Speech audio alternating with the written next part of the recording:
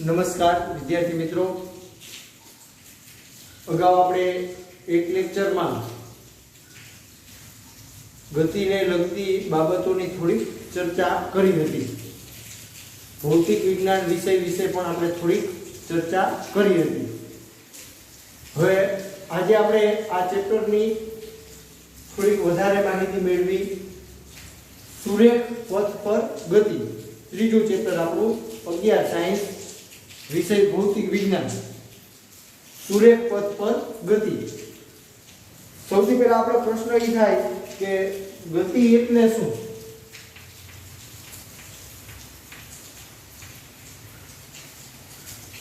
सौथी पहला आपणे प्रश्न थाय के गति एटले शुं? तो एनी हूँ व्याख्या लखुं छुं। पदार्थना स्थानमा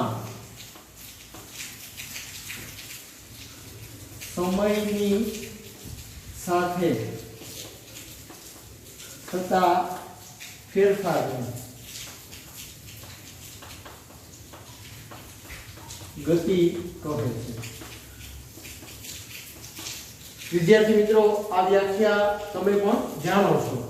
पदार्थना स्थानमा समयनी साथे थता फेरफारने गति कहे छे। तो आपणो पदार्थ छे ए तमे गतिमां छे एवुं कही शको। हवे आ व्याख्या समजवा माटे આપણે એક સરળ ઉદાહરણ લઈએ કે આપણો ક્રિકેટનો દડો છે। હવે અત્યારે ક્રિકેટનો દડો આ સ્થાને છે। હવે એને જો આમ ફેંકવામાં આવે, બરાબર, આપણે એવું કહીએ કે અહીંયા દડો છે તો 0 સેકન્ડ સમય છે, અહીંયા આવે એટલે 1 સેકન્ડ થઈ, અહીંયા આવે એટલે માનો કે 2 સેકન્ડ થઈ, સમય બદલાણો છે। જો 0 સેકન્ડ હતી, 1 સેકન્ડ થઈ, 2 સેકન્ડ થઈ, समय आपणो बदलाई गयो छे। एनी साथे दड़ानुं स्थान पण बदलाई गयुं छे, बराबर। पहेला दड़ो आ स्थाने हतो अने हवे दड़ो आ स्थाने छे।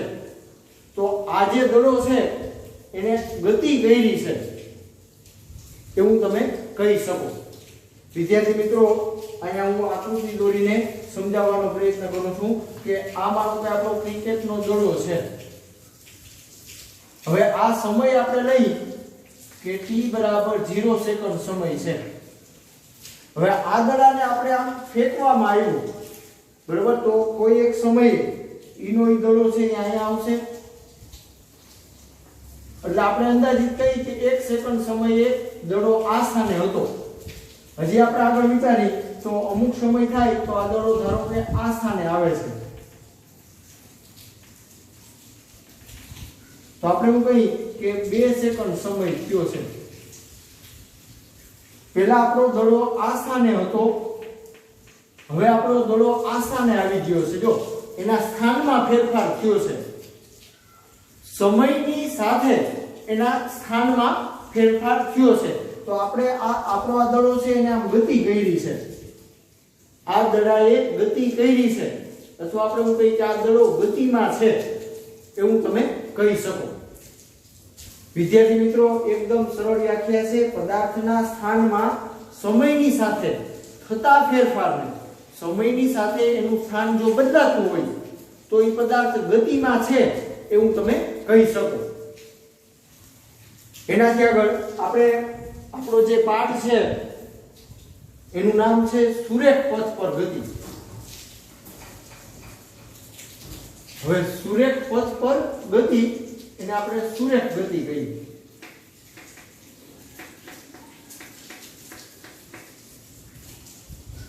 વિદ્યાર્થી મિત્રો, સુરેખ ગતિ કોને કહેવાય? તો કે પદાર્થ સીધી રેખામાં ગતિ કરે, પદાર્થ સીધી રેખામાં ગતિ કરે તો આવી ગતિને સુરેખ ગતિ કહેવામાં આવે છે।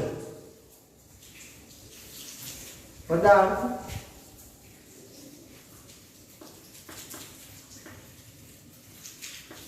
रेखा पर गति करतो होय तो आवी गति ने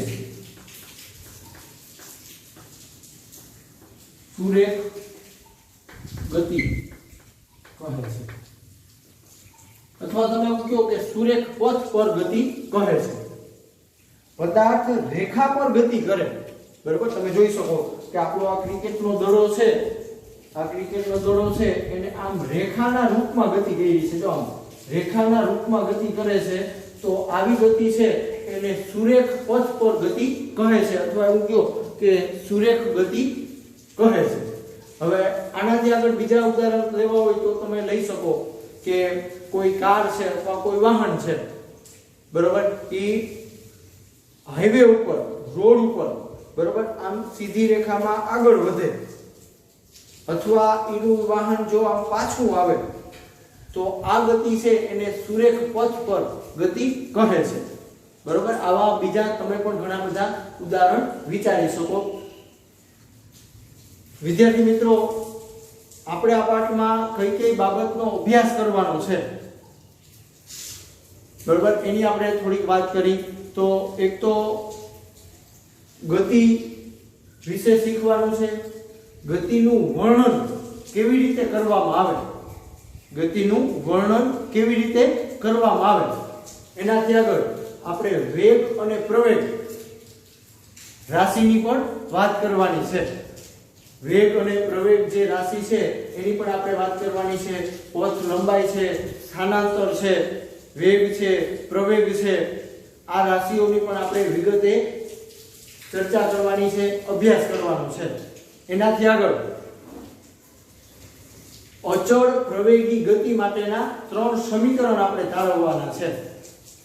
સુરેખ પથ પર ગતિ થતી હોય તેવા પ્રવેગના 3 આપણે સમીકરણ તારવવાના છે। એનાથી આગળ સાપેક્ષ વેગ એટલે કે એકબીજાની સરખામણીમાં વેગ, એની પણ આપણે આ પાઠમાં વાત કરવાની છે। વિદ્યાર્થી મિત્રો, હવે અહીંયા કોઈ પણ પદાર્થ ગતિ કરતો હોય તો એને આપણે કોણ તરીકે ગણવાનો છે। गति करता पदार्थ ने बिंदुवत पदार्थ के कोण तरीके समझवानो छे।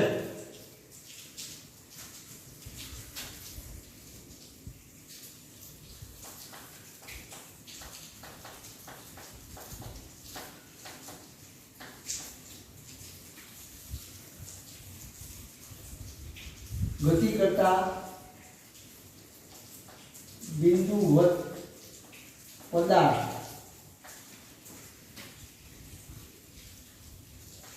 એને આપણે કોણ ગણીશું।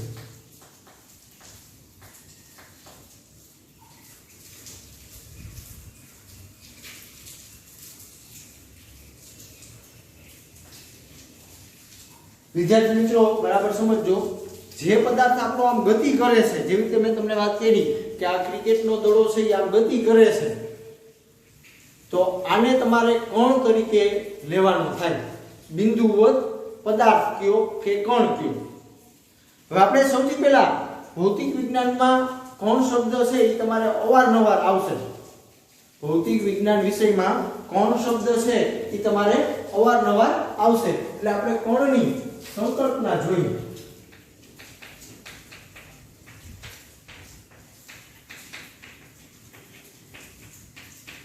संकल्पना એટલે કે ખ્યાલ,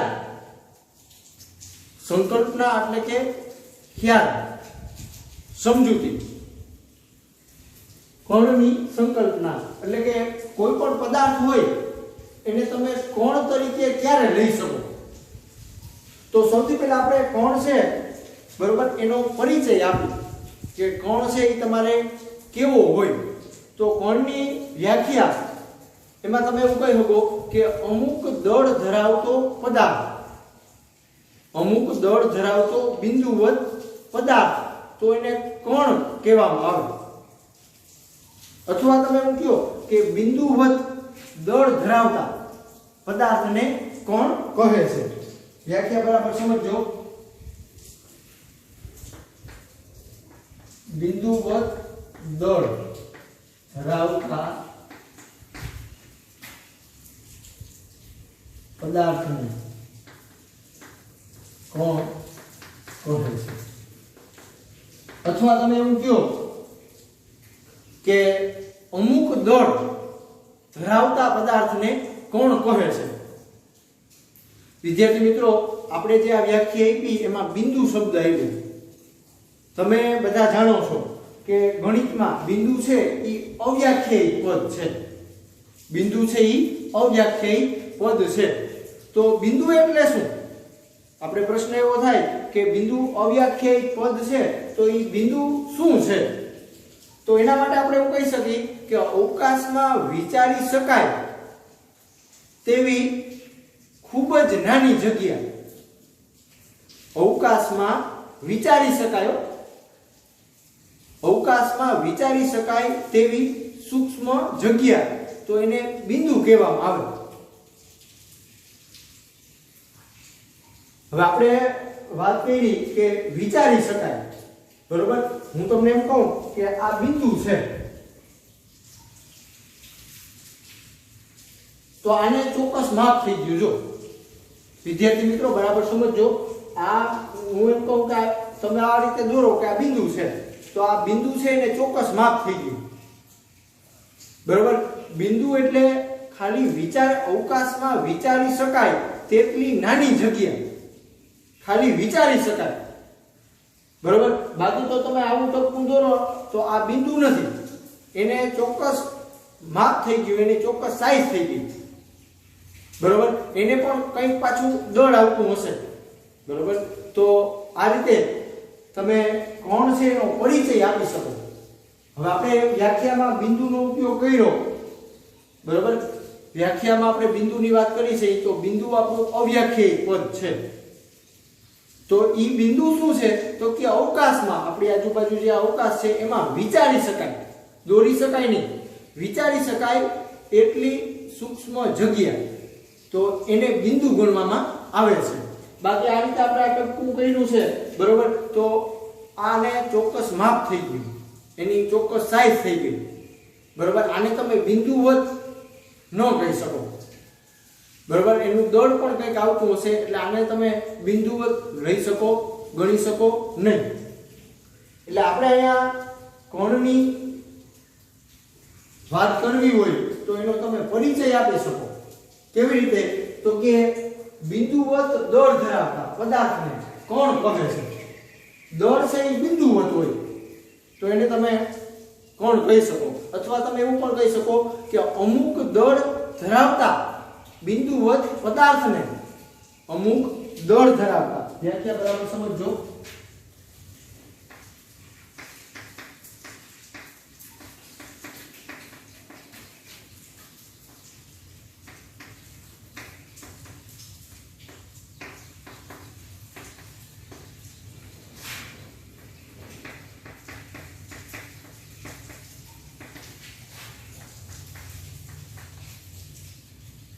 વિદ્યાર્થી મિત્રો, આ કણની સંકલ્પના ટેક્સ્ટ બુકમાં નથી, પણ ભૌતિક વિજ્ઞાનમાં કણ શબ્દ છે, બરોબર, એ તમારે ઘણી જગ્યાએ ઉપયોગી બનશે, વારંવાર એનો ઉપયોગ થશે કણ શબ્દનો. એટલે આપણે થોડીક એની વધારે ચર્ચા કરી છે. આ તમારી ટેક્સ્ટ બુકમાં નથી. સૌથી પહેલા મેં તમને કણ છે એનો પરિચય આપ્યો. હવે આપણે પ્રશ્ન એવો થાય કે આ કણ છે, બરોબર, તો એની જરૂરિયાત શું છે? કણની સંકલ્પના સમજવાની જરૂરિયાત શું છે, બરોબર. તો એને લીધે પહેલી વાત એ કે આપણા કોર્સમાં કણ શબ્દ છે એ વારંવાર આવે છે, એટલે આપણે એ સમજવો જરૂરી બને. બીજું કે એક સાદું આપણે ઉદાહરણ લઈએ કે આ ધારો કે આપણો લોખંડનો ટુકડો છે. ધારો કે આ આપણો લોખંડનો ટુકડો છે. હવે આ ટુકડો છે તો એ ઘણા બધા કણોનો બનેલો હશે. જેવી રીતે હું તમને એમ કહું કે આ એક કણ છે, એની બાજુમાં બીજો કણ આવશે, એની બાજુમાં આમ ત્રીજો કણ આવશે, એની બાજુમાં આમ ચોથો કણ આવશે, એની બાજુમાં પાંચમો કણ આવશે. આવા ઘણા બધા કણો છે એ ભેગા થશે, પછી આપણો આ આખો પદાર્થ બનશે. વિદ્યાર્થી મિત્રો, આ લોખંડનો ટુકડો છે,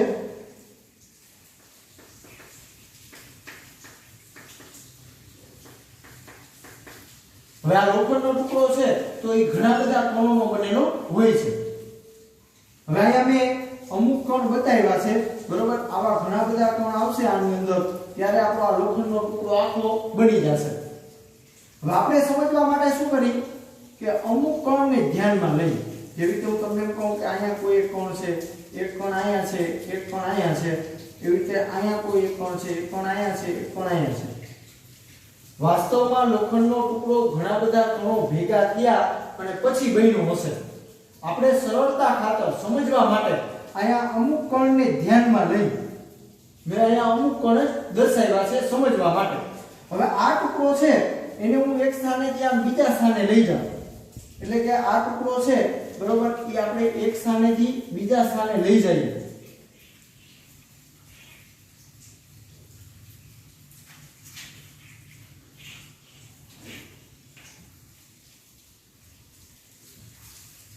તો આવી સ્થિતિ આવશે. વિદ્યાર્થી મિત્રો, આ લોખંડનો ટુકડો છે એને હું ઉપાડી અને અહીં લઈ જાઉં છું તો આપણી આ સ્થિતિ આવશે. હવે આમાં તમે જોઈ શકો કે આ કોણ છે, આ કોણ પેલો કોણ આપણો, એને ધારો કે પેલા કોણે ધારો કે અંદાજિત આપણે એમ કહીએ કે 40 સેન્ટીમીટર નું સ્થાનાંતર કર્યું. આ પેલો કોણ છે, બરોબર, એ અહીંયા હતો, એ ગતિ કરી અને વિદ્યાર્થી મિત્રો અહીંયા આવ્યો છે. જો તો અંદાજિત હું તમને એમ કહું કે આ 40 સેન્ટીમીટર નું એને સ્થાનાંતર કર્યું છે, 40 સેન્ટીમીટર જેટલું અંતર એને કાપ્યું છે. હવે આપણે બીજા ટુકડાની વાત કરી, આ બીજા કણની, તો ઈ પણ તમે જોઈ શકો કે અહીંયા હતો અને ઈ કણ છેલ્લે અહીંયા પહોંચ્યો છે. તો આ જે કાપેલું એનું અંતર છે ઈ પણ 40 સેન્ટીમીટર જ આવશે. એવી રીતે આ જે કણ છે, બરોબર, એના માટે તમે વિચાર કરો તો અહીંયા હતો કણ, ઈ ગતિ કરીને અહીંયા આવી ગયો છે, તો એને પણ 40 સેન્ટીમીટર નું અંતર કાપ્યું હશે. કહેવાનો મતલબ એવો છે કે આ એક કણે જેવી ગતિ કરી છે એવી જ ગતિ આ કણ પણ કરે છે. બીજો કણ, ત્રીજો કણ જેવી ગતિ કરે છે એવી જ ગતિ પહેલો કણ જેવી ગતિ કરે છે એવી જ ગતિ બીજો કણ કરે છે, એવી જ ગતિ ત્રીજો કણ કરે છે, એવી જ ગતિ ચોથો કણ કરે છે. બરોબર. કહેવાનો મતલબ એવો છે કે આ આખો પદાર્થ છે, આ આખો પદાર્થ છે એમાં આ એક કણ જેવી ગતિ કરે છે એવી જ ગતિ બધા કણો કરે છે. આપણો આખો જે પદાર્થ છે, આખો પદાર્થ, એમાં એવું કહી કે આ એક કણ જેવી ગતિ કરે છે એવી જ ગતિ બધા કણ કરે છે. એટલે મતલબ એવો થયો કે આ એક કણની ગતિ જો તમે સમજાવી દો, આખા પદાર્થમાં એક કણની ગતિ જો તમે સમજાવી દો તો બધા કણ છે એ એક જ પ્રકારની, એક સરખા પ્રકારની ગતિ કરે છે. એટલે કહેવાનો મતલબ એવો થાય કે એક કણની ગતિ તમે સમજાવી દો તો આખો પદાર્થ છે એ જ પ્રકારની ગતિ કરે છે. એટલે કે આ એક કણ જે પ્રકારની ગતિ કરે છે તેવી જ ગતિ બધા પણ કરે છે અને આપણો પદાર્થ પોતે છે એ પણ એવી જ ગતિ કરે છે. એટલે આ સ્થિતિમાં તમારે ગતિનું વર્ણન કરવું હોય, બરોબર, તો તમે એક કણની ગતિનું વર્ણન કરો તો એ આખો પદાર્થ છે એની ગતિનું વર્ણન થઈ જાય. આ એક વાત મેં તમને કહી કે કણની સંકલ્પનાની આપણે જરૂરિયાત શું કામ છે, તો કે આખો પદાર્થ, આખા પદાર્થમાં જેટલા બધા કણો છે એ બધા કણોની ગતિ સમજાવવાની જરૂર નથી. મેં તમને અહીંયા જે ઉદાહરણ આપ્યું છે એમાં એક કણ જેવી ગતિ કરે છે, આ એક કણ જેવી ગતિ કરે છે એવી જ ગતિ આ બીજો કણ કરે છે, એવી જ ગતિ ત્રીજો કણ કરે છે. એટલે કોઈ એક પ્રતિનિધિ કણની ગતિ તમે સમજાવી દો તો આપણો આખો પદાર્થ છે એ એક સરખા પ્રકારની ગતિ કરે છે. તો આ સ્થિતિમાં આપણે કણની જરૂરિયાત પડે. બીજું, હજી એક આપણે એનાથી આગળ ઉદાહરણ લઈ તો ધારો કે આપણે એવું કહીએ કે આ આપણી પૃથ્વી છે.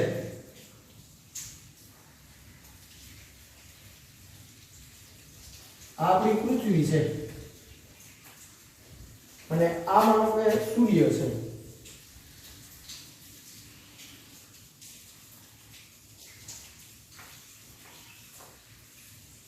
હવે આપણે એવું કહીએ કે બે વચ્ચેનું અંતર 1.49 ગુણ્યા 10⁻11 મીટર. વિદ્યાર્થી મિત્રો તમે જોઈ શકો કે આ આપણી પૃથ્વી છે અને આ સૂર્ય છે. એની વચ્ચેનું અંતર 1.49 ગુણ્યા 10⁻11 મીટર છે. બરાબર. એટલે મતલબ શું થયો કે આપણી પૃથ્વીનું પરિમાણ એટલે કે સાઈઝ, પૃથ્વીની સાઈઝ તેવી જ રીતે સૂર્ય છે એની સાઈઝ એટલે પરિમાણ ની સરખામણીમાં તેમની વચ્ચેનું અંતર છે એ ખૂબ જ વધારે છે. તો આ સ્થિતિમાં પણ તમે આપણી પૃથ્વી છે એને કોણ તરીકે લઈ શકો. બરાબર. બાકી આપણે વ્યાખ્યા વિચારી કે બિંદુવત દળ ધરાવતા પદાર્થને કોણ કહે છે. બિંદુવત દળ ધરાવતા પદાર્થને કોણ કહે છે. તો અહીંયા તમે જોઈ શકો કે આપણી પૃથ્વી છે એને બિંદુવત દળ નથી, એને ખૂબ જ વધારે દળ છે. છતાં પણ આ પરિસ્થિતિમાં તમે એને કોણ તરીકે લઈ શકો. કઈ પરિસ્થિતિમાં? આપણી પૃથ્વીનું પરિમાણ એટલે કે સાઈઝ ની સરખામણીમાં બરોબર આ અંતર છે એ ખૂબ જ વધારે છે.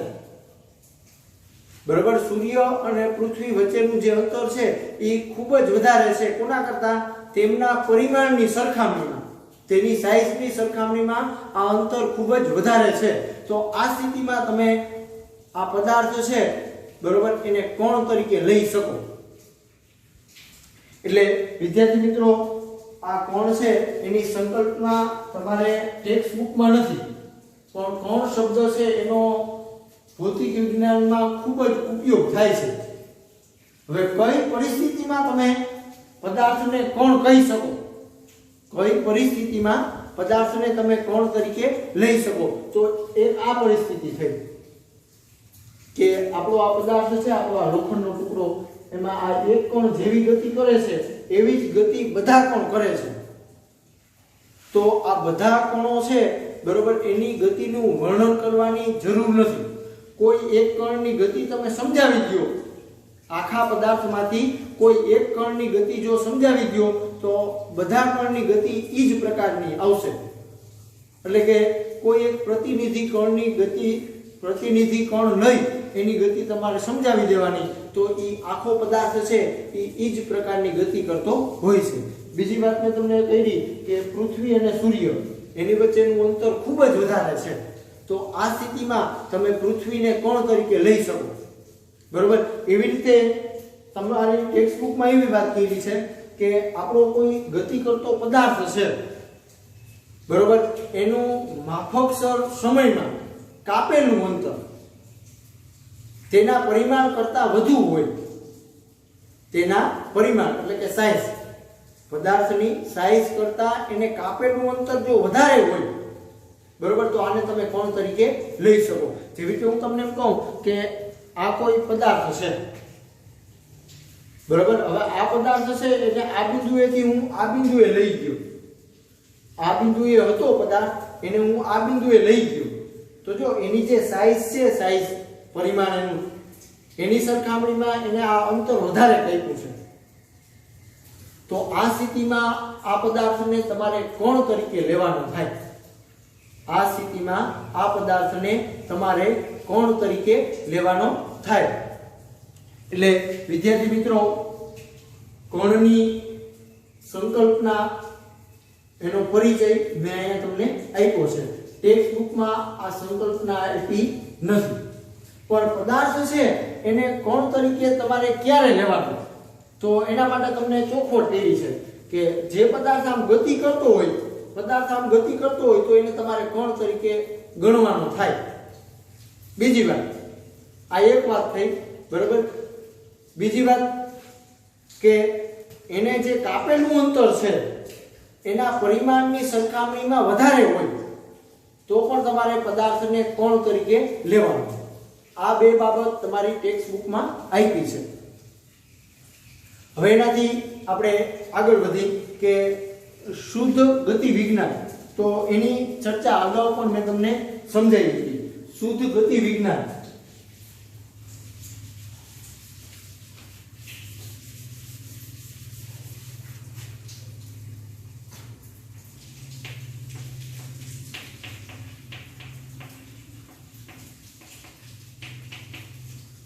વિદ્યાર્થી મિત્રો, આની વ્યાખ્યા મેં તમને અગાઉ પણ આપી હતી. પદાર્થ છે એની ગતિનો અભ્યાસ કરવાનો છે, બરોબર. પદાર્થની ગતિનો આપણે અભ્યાસ કરવાનો છે, પણ કયા કારણે ગતિ થાય છે એની કોઈ ચર્ચા કરવાની નથી, બરોબર. ગતિના કારણોની, ગતિ થવા પાછળના કારણોની ચર્ચા કરવાની નથી. ફક્ત માત્ર ગતિનું વર્ણન અથવા આપણે કહીએ કે અભ્યાસ. શુદ્ધ ગતિ વિજ્ઞાન એટલે ગતિ થવા પાછળના કારણોની ચર્ચા કરવાની નથી. ગતિ શું કામ થાય છે એની ચર્ચા કરવાની નથી, માત્ર ગતિનું વર્ણન અથવા આપણે એવું કહીએ કે અભ્યાસ કરવાનો છે. તો આમાં કઈ કઈ બાબત આવે, બરોબર. મેં તમને અગાઉ વાત કરી છે કે પથ લંબાઈ છે, અથવા આપણે એવું કહીએ કે કાપેલું કુલ અંતર, પછી સ્થાનાંતર છે, પછી વેગ છે, પ્રવેગ છે, બરોબર. આવી બાબતો છે એ તમારે શુદ્ધ ગતિ વિજ્ઞાનમાં આવે. એના માટે આપણે આપણું ચેપ્ટર 3 અને 4, શુદ્ધ ગતિ વિજ્ઞાન માટે આપણું ચેપ્ટર 3 અને 4 છે. એમાં ગતિ શું કામ થાય છે એના કારણોની આપણે ચર્ચા કરવાની નથી, બરોબર. એટલે વિદ્યાર્થી મિત્રો, આ વસ્તુ છે એ મેં તમને આગળના લેક્ચરમાં પણ સમજાવી છે. હવે